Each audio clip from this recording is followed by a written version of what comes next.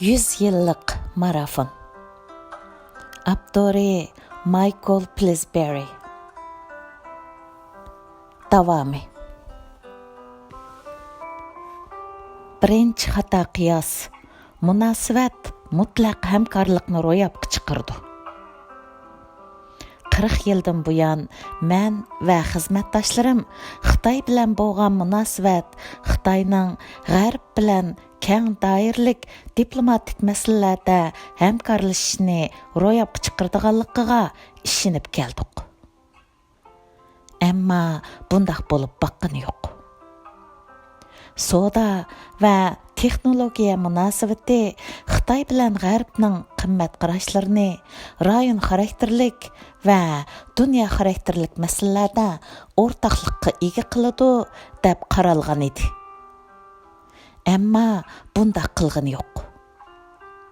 Yig'inchoqlaganda Xitoy bizning barcha go'zal orzularimizni qondirishda layoqatsizlik qildi. Urush o'ti ostida qolgan Afg'onistonni qaytadan qurib chiqish tirishchanligiga va uningda iqtisodiy gullanishni qo'lga keltirishga qarshilik qilishdan tortib, Sudan va Shimoliy Koreya qatorliq masalalari tog'dak yig'ilib ketgan G'arbga qarshi hukumatlarda hayotliq liniyasi barpo qilishgacha Xitoy Amirika hukumatining harakat va maqsadlariga qarshilik qilib keldi. Haqiqatan Xitoy Amerikaning ittifoqdoshlari bilanmi, dushmanlari bilanmi o'z oldiga munosabat o'rnatmoqda. Bu har qanday holatda Xitoyning tinchlikparvarlik yoki ishlab chiqarish g'arziga mos kelmaydigan ahvol. Zo'r ko'lamlik qirg'ich qurollarni misolga olsak, hech bir bexatarlik tahdidi Amirika va ittifoqdoshlarga ularning qirg'ich qurollar salmoqini oshirishdanmi bakrak xatarlik emas. Shundaqla Xitoy Shimoliy Koreya bilan Eronning atom shum niyatini cheklashda hech qanday foydali rol o'ynamadi. 11 sentabr vaqasidan keyin ba'zi tahlilchilar Xitoy bilan Amerikaning ayni chog'da Sovet ittifoqining halokatiga jalb qilinganiga o'xshash. Amdilardan boshlab terrorizm tahdidiga qarshi birlashadiganligiga ishondiganligini bildirishdi.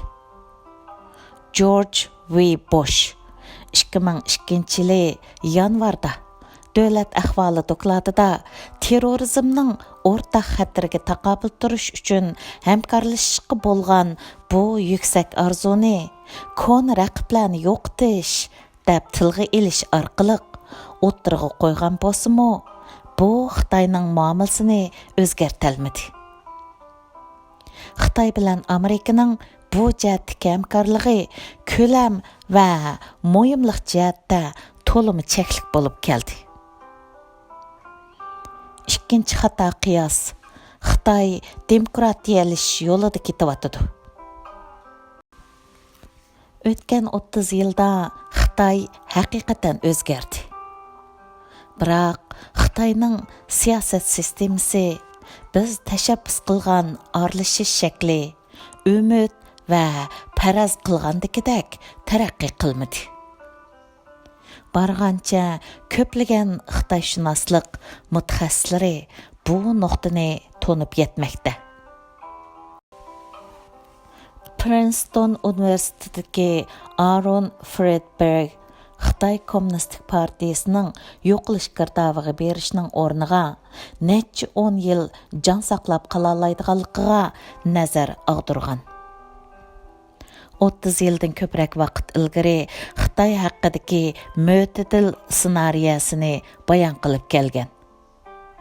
Mo'tadil ssenariya u o'tirg'a qo'ygan atalg'u bo'lib, uningda Xitoyning o'ngishli holda erkin demokratiyaga ulasha oladiganligi oldin ko'rsatilgan. Buning faqatla bir fantaziya ekanligi isbotlandi. O 20 yoki 30 yil avval Xitoyning bugungidan ko'p boy ham kuchlik bo'lish mumkinchiligi to'g'risida ogohlantirish bergan edi. Biroq hala bugungacha Xitoy davlati diktator kommunist hokimiyatining bo'yinturuqi ostida turibdi. Shundaqla bu diktator hokimiyat o'zi bilan farqlanadigan va tashkilchanlikqa ega bo'lgan siyosiy o'qituvchilarga dushmanlik qilyapti. Dunyoning har qaysi qismlaridagi boshqa diktator hokimiyatlarni qo'llab, Amirika bilan qarshilashib kelyapti.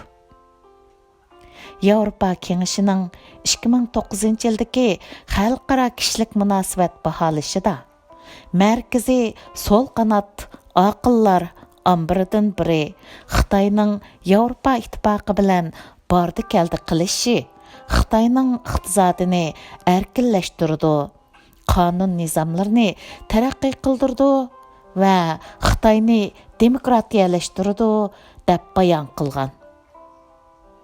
Xitoyda Amirika uslubidagi erkin bozor iqtisodi vujudga kelishning o'rniga hakim mutlaq kapitalizmning barliq kelayotganligiga olimlar bargancha diqqat qilmoqda.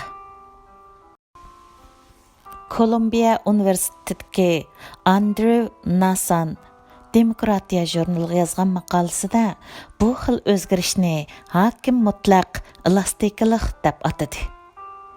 Shundaq bo'lishi qaramasdan Xitoyda yezi qishloq saviyasidagi demokratiya urug'i tikildi deb qarash Amerikadagi ko'plagan Xitoyni kuzatuvchilar orasida umumlashgan. Bu vaqtdagi bas munozirlarda aytilishicha, Amerikaning besim ishlatmasdan chidamchanlik ko'rsatishi bilan Xitoy shahar va yezlardagi yerlik saylamlar oxirida rayonlarga kengayarmish va davlat saylami darajasiga berib yetarmish. Amerika hukumatida ishlayotgan boshqa ko'plagan kishilarga o'xshash necha 10 yildan beri bu xildagi demokratiya hikoyalari mening qo'lig'imga kirib turdi. Bu haqda sanoqsiz kitob maqolalarni o'qigan bo'ldim va bu fikrga ishongan bo'ldim. Mening bu xil fikrga ishonishim kerak edi. Mening bu ishonchim tunji bo'lib 1997-yili tavirnib qoldi. Men Xitoyni ziyorat qilib, Xitoyning sanoat shaharlaridan biri hisoblangan Dongguanga yaqin bir yezida demokratik saylamning o'ttirg'i chiqishiga shohid bo'lishga undalgan kishilar orasida edim. Ziyorat jarayonida saylam nomzodlari bilan Xitoy tilida paranglashish va saylamning zodi qanday elib berilishini ko'rish fursatiga erishgan bo'ldim. Bu jarayonda o'yinning maxfiy qoidasi suv yuziga chiqdi. Saylam nomzodlarining na oshkor yig'in chaqirishiga, na televizorda e'lon berishiga, na o'zini e'lon lozunkalar orqali tashviq qilishiga yo'l qo'yilmaydi ekan. Ularning Xitoy Kommunistik partiyasi yurgizayotgan har qanday siyosatni so'kishga yo'l yo'q ekan. Shundaqla o'z raqiblarini qandaqli bir jihatdan tanqidlashiga bo'lmaydi ekan.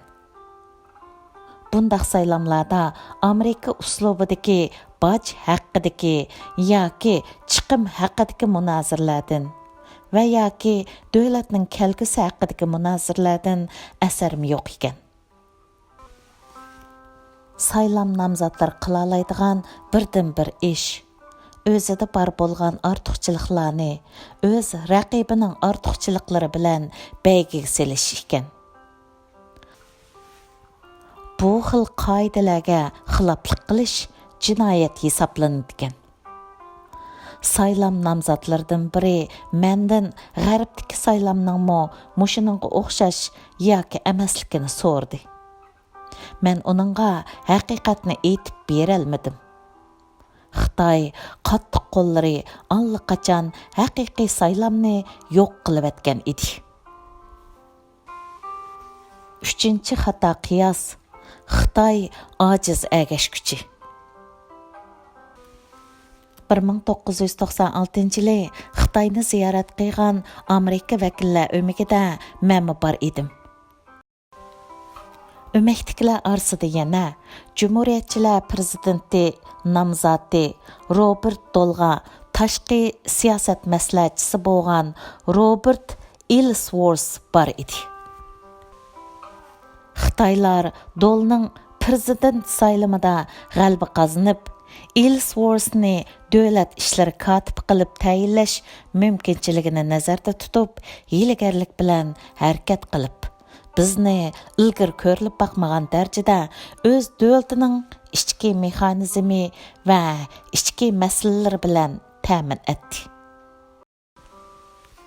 Bu jarayonda o'zlarini qattiq qo'llar guruhi deb ataydigan harbiy amaldor bizga hamroh bo'ldi. Biz Xitoy olimlari bilan udulma-udul ko'z qarash almashtirishga muyassar bo'ldik.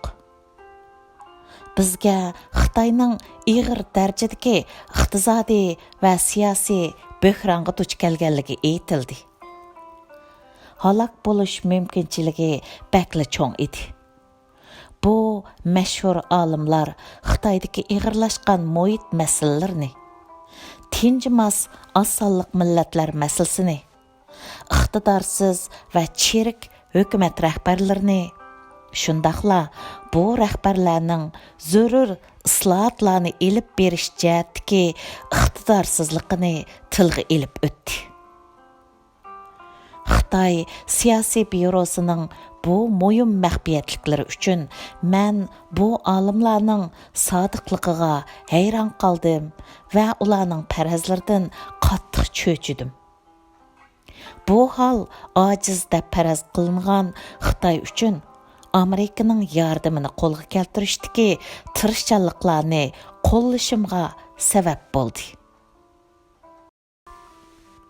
Keyingi chog'larda men Xitoylarning Amerikalik akademik, savdo arboblari, siyosiy mutaxassislar qatorliq shaxslarning alohida ziyoratlariga hamroh bo'lganligidan, bu shaxslarni ziyoratlarda Xitoyning zavolining yaqinlashib kelayotganligidan xabarlantirganligini uqdim.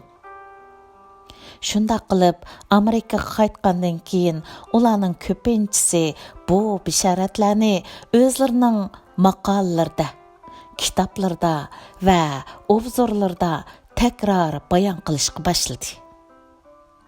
Masalan, ta'siri kuchli hisoblangan RAN shirkati Xitoyning yaqinqi kelgusidagi cho'kishi, hatto vayron bo'lishidagi 10 omil bayon qilingan bir tadqiqot temasini e'lon qildi.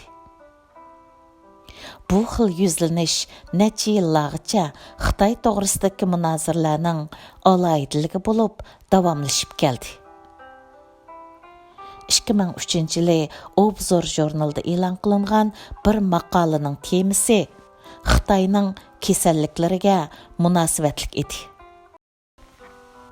2001-yildagi eng ko'p sotilgan kitoblardan biri Xitoyning yiqilishayotgan zavolliqiga munosabatlik edi. Ko'plagan shaxslar agar Amirika Xitoydan saylam sistemasi o'xshamagan siyosiy ko'zqarashdagilarga erkinlik berilish, qonun nizomlarni kuchaytirish, oz sonliq millatlarga adil muomala qilish qatorliqlarni ching turib talab qilsa, bu xil besim sababli Xitoy davlatining vayron bo'ladiganligi, buning butkul Osiyo qit'asida ma'lumotchiliklarni keltirib chiqardiganligi qatorliq andishlik ko'z qarashlarni bayon qildi. Necha 10 yildan beri mushu ideyani cho'rdigan suhbat, bas munozirlarning kitob, maqola va xabarlarda cheliqib turganligini ko'rdik. Bular bizning Xitoy haqidagi bayonlarimizni davlat miqyosida kontrol qilgan edi. iqtisodiy hamkorlik va taraqqiyot sohasidagi tashkilot hisoblangan xalqaroliq pul muomala fondidagi iqtisodshunoslarning va Birlashgan Davlatlar Tashkilotining statistikasiga asoslangandagi rahimsiz reallik shuki, Xitoyning kuchlik GDP'si yiliga 7 yoki 8% surat bilan ishib, eng burun bo'lganda 2018-yili Amirikadan ishib ketishi mo'ljallanmoqda. To'limi afsuski, menga o'xshaydigan Xitoy siyosat mutaxassislari Xitoyning zavolining yiqilishayotganligi fikriga ajoyib sodiq ediki, oramizdagi az bir qismimizlar yuqorqi mo'ljarning tarafdorlari bo'la oldik. 4-chi xato qiyos Xitoy bizga o'xshash bo'lmoqchi, u bizga o'xshash. Bizning chekdan oshgan ko'rangligimizdan biri shuki, Amerikaliklar boshqa barliq davlatlarning orzusining Amerikaga o'xshash ekanligiga ishonishni yaxshi ko'rdi. Mana mush xil ko'ranglik yaqinqi yillarda Afg'oniston va Iroqqa oyoq besishimizga rahbarlik qildi. Biz Xitoyga o'xshashla mush xil ko'rang ideya bilan qarayapmiz. 1940-yili Amirika hukumati Xitoylarning psixikasini tushunish jihatdagi bir turga mablag' ajratdi. Bu sabablik nechilagan tadqiqotlar o'ttirg'i chiqdi. Tadqiqotlarning birida Nyu-Yorkka joylashgan Xitoy ko'chasidagi 150 Xitoy ko'chmanga qarata Rorschach siniqi elib berildi. Bu tadqiqotni ishlagan tadqiqotchilar Nissan Leitz, Rose Benedict, Margaret Mead qatorliq olimlar edi. Rorschach kartasidan sirt, ular yana Xitoyning dangliq kitob va kinolardagi temalarni analiz qildi. Bulardan o'ttirg'i chiqqan xulosa shu bo'ldiki, Xitoylar Amirikaga o'xshash strategiya yurgizish kerak deb qaramaydi ekan. Amerikaliklar bevosita harakatlarni to'g'ri ko'rgani bilan, Xitoy qon sistemasidagilar bevositalikdan bakrak vositalikni xohlaydi ekan. Ochiqlik va aniqlikqa qaraganda qo'sh bisliq va aldashni tanlaydi ekan. Bu tadqiqotlarning natijalaridan yana biri shuki, strategiyaga oid Xitoy adabiyoti va asarlari aldamchilik qilishni taqdirlaydi ekan. 20 yildan keyin o'zining psixikalik analiz metodi orqali kultur tadqiqoti bilan shug'ullanishda nom chiqargan Nissan Leitz munolarni o'ttirg'i qo'ydi. Sunzidan mavzudungacha bo'lgan strategiya adabiyotida aldash boshqa nurg'unlagan harbiy ta'limotlardagiga qaraganda texmi ko'p ta'kidlanadi. Xitoylarning aldamchilik hunari birovning o'z planining bir butunligini qo'g'dashga moyil bo'lishidan bakrak, dushmanni aldash orqali uni nabob harakat qildirishga moyildir. Boshqa madaniyatlarda, bo'libmi g'arb madaniyatida aldash asosligi o'z kuchining eng yuqori chekdagi zarba berish kuchini amalga oshirishga kapolatlik qilish uchun ishlatiladi.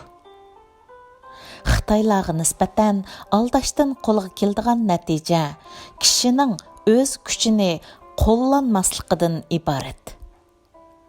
Xitoylarga nisbatan hayron qoldirish va aldash bakli mo'yin bo'lganlikdan ular ishlarni yoshirin bejirishga va huquqdorlarning kundalik harakatlarini oshkorlamaslikka moyil. Xitoy adabiyotida aldashning roli ko'p ta'kidlanadi. Aql farosatning zarurligimi ham shundoq. aql parasat reallikdagi maxfiy signallarni bayqash uchun o'z atrofida yuz berayotgan aldashlarni yaxshi tushungan dana davlat odamidir. Xitoyning ko'plagan klassik asarlarda qahramonlarning boshqalarni kontrol qilish uchun hiyla ishlatganligi gavdalantirilgan. Xitoylarga oid ko'plagan mashhur romanlarning, filmlarning va televiziya programmalarining bosh qahramonlari toki adoqqicha o'z niyatini yoshirish, dushmanlarni ozdirish va haqiqiy g'arzini maxfiy tutishda ustalashgan shaxslardan iborat. Bu sanatchilar hiyla-mikrning natijasi chiqishdan avval u hiyla-mikrni pamlash va tushunishda o'qirmandan tirishchanlik va aql parosat talab qiladigan aldash ishoratlarini yetkazishda voyaga yetgan shaxslar deb qaraladi.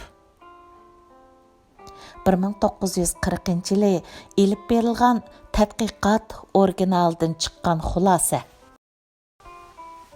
Bir milliy etnik guruhining dunyoga boshqa bir xil nazarda qaraydiganlik ideyasi, ziddiyatlikligini va siyosiy jihatdan noto'g'riligini isbotladi. Bu tadqiqot natijasi e'lon qilinmagan edi. Bu tadqiqotning birdan-bir mavjud kopiyasi Kongress kutubxonasida jimjitgina yotmoqda. 2000-yilga kelgandila Xitoy generallari orqali bu tadqiqot natijasining umuman to'g'ri bo'lganligini bildim. Xitoylar aldash strategiyasining muhimligiga yuqori baho berdi. Ular o'zlarining kultur jihatdagi o'zgachilig'idan faxrlanadi. Bu xil ideyani yeyish uchun qattiq qo'llar sepidagi Xitoy generallaridan ikkisi Xitoylarning strategik kulturni jonlantirish jamiyati nomida bir jamiyat qurgan. Ularning davlatlik mediasining ta'siri 20 yil avval men ular bilan tunji qatam uchrashgan chog'dagiga selishtirganda oshdi. Mening xizmatdoshlarim taki ularning ba'zi tashabbuslari yaqinda Xitoyning siyosati bo'lib belgilanganga qadar ularga xato holda sal qarab kelgan edi. 5-chi xato qiyos. Xitoy qattiq qo'llari ojiz. Clinton hökumət davridagi 1990-yillarda men Xitoyning Amirikani aldash iqtidorini va mushu tarz bo'yicha bugungacha ilib borgan harakatlarni ilgir ko'rilib boqmagan darajada tadqiq qilish uchun Davlat Mudofaa Ministrligi va Markaziy axborot idorasi tarafidan vazifaga qo'yildim. İstixbarat mənbələri və e'lon qilinmagan hujjatlarga murojaat qilish, Xitoy o'qituvchilari va olimlar bilan suhbat o'tkazish va Xitoycha qo'lyozmalarning originaliga nazar og'dirish natijasida Xitoyning menga o'xshash kishilardan maxfiy tutgan sirlarini ko'rib yetishga boshladim. Xitoy haqida odatga aylangan, o'zim ishinib yurgan bayonlar bilan zid yip uchillarini to'plab chiqish orqali 40 yildan buyangi boshqa turlik bayonlarni birlashtirishga boshladim. Vaqtning o'tishiga ergishib, men Xitoy qattiq qo'llarining Amirika siyosat belgilguvchilariga xato uchur berish va ularni qo'ldiritish orqali istixborot, harbiy, texnologiya, iqtisod qatorliq sohalarda yordamni qo'lga keltirish to'g'risida Xitoy rahbarlariga sungan takliflarni bayqadim. Men bu qattiq qo'llarning mavzuning davridan boshlabla Xitoy rahbarlariga maslahat berishga boshlaganligini, ularning g'arzining bir asrlik ar-nomus uchun o'ch elish shundaqla hərbi iqtisadi jihatda Amerikaning o'rnini elib 2049-yili ya'ni Xitoy kommunistik hokimiyatining 100 yillik xotir kuni dunyoning siyosiy liderligini qo'lga keltirish ekanligini bilib yetdim.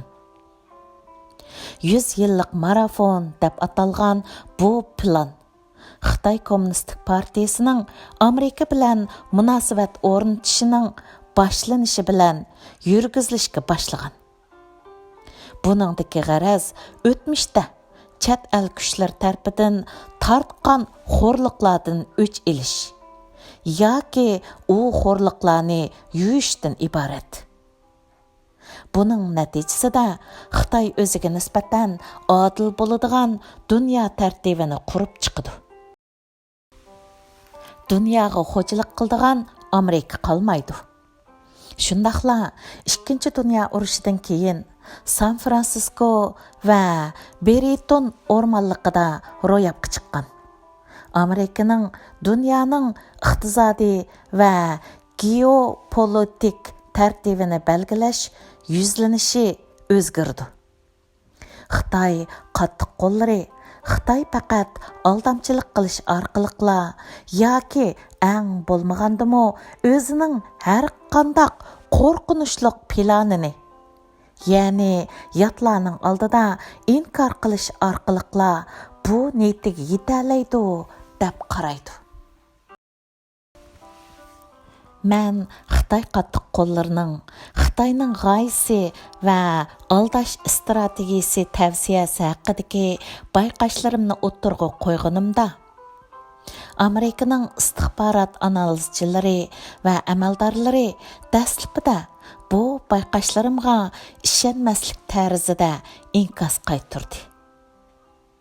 Ular men bayqab chiqqan dalil paketlarni ko'rib yetolmagan edi. Baxtimga yarasha markaziy istixborot direktori George Tenetning inkosi ularga o'xshash bo'lmadi. 2001-yili bu emgakim sabablik u meni favqulodda xizmat ifodasi mukofoti bilan mukofotladi. Men xizmatdoshlarimning bu jihatdagi shubhalanishini to'g'ri tushunaman. Xitoy hukumatining o'zini tinchlikparvarlik bilan qad ko'tarish uchun yordamga muhtoj taraqqiy qilmagan davlat qilib tasvirlab kelganiga uzun bo'ldi. Xitoylar o'zlarining yer shariga xo'ja bo'lish jihatdagi har qanday orzusini yoki Amirika bilan o'zingga so'qishtirish orzusini inkor qilib keldi. Haqiqatda Xitoy Xalq Cumhuriyatining asosiy qonuniga yozilgani davlatning dunyoga xo'jayinlik qilishining cheklanganligi to'g'risidagi narsalardir. Xitoy rahbarlari har qachon boshqa davlatlarni Xitoyning hargiz dunyo xo'jayini bo'lmaydiganligi to'g'risida xotirjam qilib keldi. Mundaqcha aytganda, Xitoy eng kuchli davlat bo'ladi. Biroq hech kimga xo'jayinlik qilmaydi yoki hech nimani o'zgartmaydi. Bizda Xitoyning dunyoga xo'ja bo'lish planining kopiya nusxasi yo'q. Haqiqatan Xitoylar o'zlarining plani yo'qligini aytishidi. Ular faqat Xitoyni 300 yil ilgirki dunyo iqtisodining taxminan 1/3 cho'rgilatgandagi dunyoviy saviyasiga qaytarmoqchi. Xitoy qattiq qo'llarining deyishicha, bu aniq holda 2049-yilga borganda Xitoyning Amerikadan 2 hassa kuchli bo'ladiganligidan derak berdi. Texmo tinchlikparvar va texmo oz millatchi Xitoyning bu tushanchalari G'arbdagi akademiya, aqllar ambiri, moliya institutlari va hukumatlarda Xitoyning ideologiyalik hamsheriklari hisoblangan kishilar tarafidan qabul qilinib bo'lgan. Xitoy dunyoviy hukmron bo'lishdan bakrak iqtisodiy jihatdan zo'rayishga qiziqidi degan qarashni ko'kka ko'tirish. Mayli bu qarashni ko'kka ko'tirgichi Xitoy shirkatlarga mablag' selayotgan xususiy sarmoya boshqaruvchilar uchun bo'lsin yoki Xitoy bilan hamkorlashib tadqiqot va ilmiy yig'inlarni o'rinlashtirishga mablag' ruxsat jihatdan iqtidori bo'lgan aql ombirining tadqiqotchisi uchun bo'lsin. Amaliyotda mushularning shaxsiy manfaati uchun xizmat qiladi. Bizning tashqi siyosat mutaxassislarimiz, iqtisodshunoslarimiz va savdogarlarimizning orasida afzallikni egallagan bu fikr eqimining niyati yaxshi. Shundaqla dalil isbotga ega. Xitoyda mo'tadillar eqimimi Amirika bilan hamkorlashishni chin dilidan xohlaydiganlarmi mavjud. Xitoy hukumati haqiqatda mana mush xil fikrni aks ettirib keldi va mush xil fikrni Xitoyning haqiqiy ovozi qilib ko'rsatishga hirsman bo'lib keldi. Davomi bor.